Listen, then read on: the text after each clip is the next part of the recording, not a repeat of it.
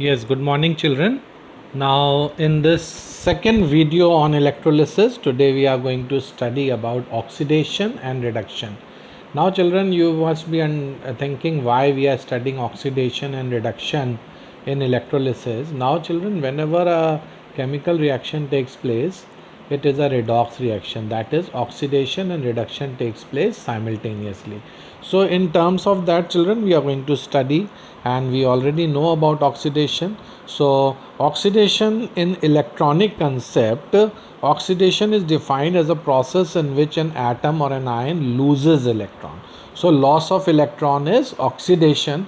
Say if you see in these examples, children, zinc, it loses two electrons and it forms a zinc ion. So this is a oxidation reaction. Then sodium loses one electron to form a sodium ion. In the same way, children, ferrous ion loses one electron to form a ferric ion, and sulfide ion, it loses two electrons to form a sulfur ion. So children, if you see, all these are examples of oxidation. So children, in other sense, oxidation, we already know that oxidation is also defined as a chemical process which involves addition of oxygen or removal of hydrogen. Plus, addition of oxygen means, children, if an element is and oxygen is added to an element, an oxide of that element is formed, like say for example, as it is given here, carbon plus oxygen, it forms carbon dioxide. So this is oxidation reaction. In the same way, children, magnesium reacts with oxygen to form magnesium oxide. So in the above reaction, carbon and magnesium get oxidized to carbon dioxide and magnesium oxide respectively by gain of electron. Then children, removal of hydrogen is also oxidation. So hydrogen sulfide, as you can see over there, is oxidized to sulfur due to the loss of hydrogen. So H2S is getting reduced, is getting oxidized to sulfur. So here we can say loss of hydrogen is taking place. Now children, we come to oxidizing agent. An oxidizing agent is one that oxidizes other substances by either accepting electrons or by providing oxygen or an electronegative ion. It can be any other electronegative ion, or by removing hydrogen or any other electropositive ion. Thus, in the above example, oxygen and chlorine are oxidizing agents. Now, children, if you see over here, some examples of oxidizing agents are in solids. We have manganese dioxide, red lead, lead dioxide. These are solid oxidizing agent. Then in liquid, it is hydrogen peroxide, concentrated nitric acid, concentrated sulfuric acid, bromine, etc. They are liquid oxidizing agent. And in gaseous state, oxygen, ozone, chlorine, sulfur dioxide, they all are oxidizing agent. Now we come to, children, reduction. In reduction, children, we say in the electronic concept, reduction is defined as a process in which an atom or an ion gains electron. So here you can see that copper ion gains 2 electron to form a copper metal. In the same way, ferric ion gains 1 electron to form a ferrous ion. Then a stainless ion that gains 2 electron to form a stainless metal. And in the same way, children, sulfur gains 2 electrons to form a sulfide ion. So children, reduction, you can say, in the electronic concept is that in which an atom gains electrons. Now children, removal. Reduction is also defined as a chemical process which involves removal of oxygen or addition of hydrogen. Say for example, removal of oxygen, CuO, copper oxide, when it is treated with hydrogen, copper oxide gets converted to copper. So in this particular case, copper oxide is reduced to copper. And zinc oxide, when reacts with carbon, gets converted to zinc metal and carbon monoxide is formed. So here children, zinc oxide is reduced to zinc. So copper oxide and zinc oxide are reduced to copper and zinc respectively by loss of oxygen. Then if you say, children, addition of hydrogen is also reduction. Say for example, chlorine plus H2S is giving us sulfur plus HCl. So here we can see that a reduction is taking place, as in H2S hydrogen is removed and it forms sulfur. In the same way, chlorine, when reacts with ammonia, it forms nitrogen. So ammonia is getting reduced to nitrogen, as it is you can see addition of hydrogen is taking place. So you can see that chlorine is getting reduced to hydrochloric acid. So children, in the above reactions, chlorine is reduced to hydrogen chloride due to gain of hydrogen.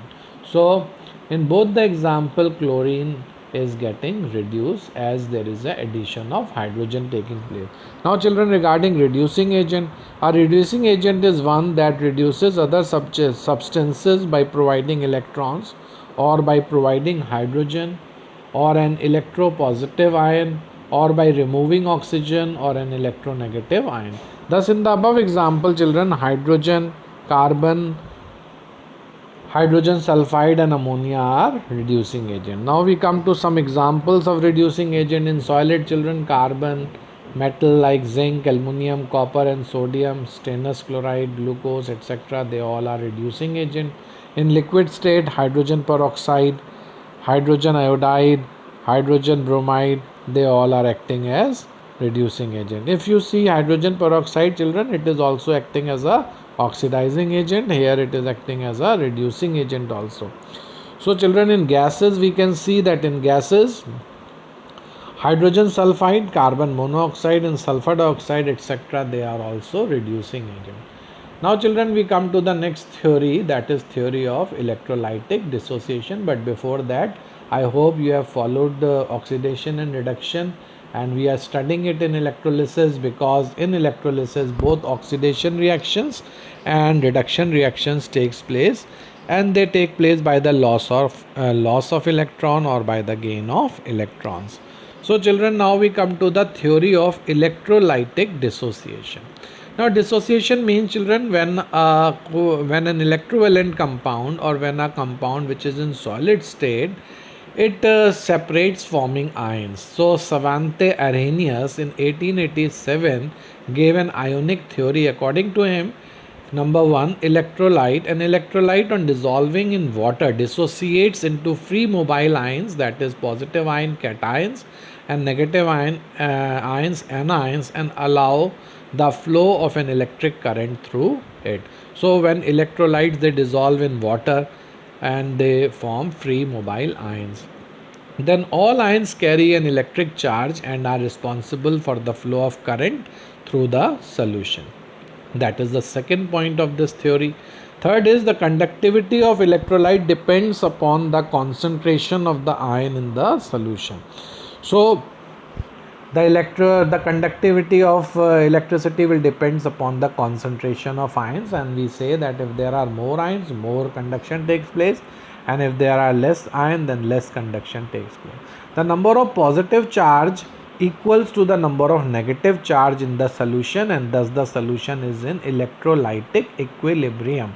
So we say the number of positive charge present in an electrolyte is always equal to the number of negative charge. So always a solution is in electrolytic equilibrium. That means the positive sign of matches or equals with the negative sign, and hence it is in electrolytic equilibrium.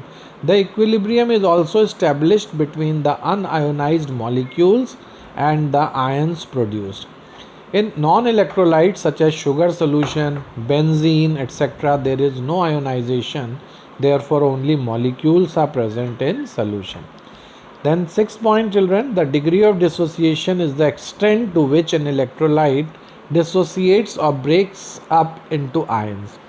So these are the some points. Now the children, the difference between this theory and the modern concept is that Arrhenius considered that water ionizes electrolytes, but in modern concept considers that electrolytes are ionic even in solid state, and their ions are held together by strong electrostatic force which make them immobile.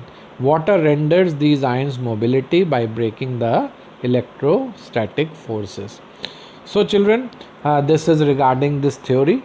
Now we come to conduction in compounds. The electrovalent compounds consist of aggregate of oppositely charged ions held in their position by the strong electrostatic force of attraction. Hence, in the solid state, the electrovalent compound like sodium chloride cannot conduct electricity despite the presence of ions. When the electrovalent compounds are melted or dissolved in water, the forces of attraction between their ions are broken and the ions then move about and conduct electricity.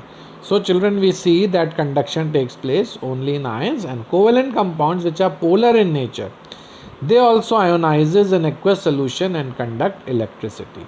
So hydrochloric acid, ammonia, water, children, we have studied that they are polar covalent compound. So because of their polarity in water, they also ionize to form a positive ion and a negative ion, and these ions then just conduct electricity. So we can say that polar covalent compounds in aqueous state starts conducting electricity.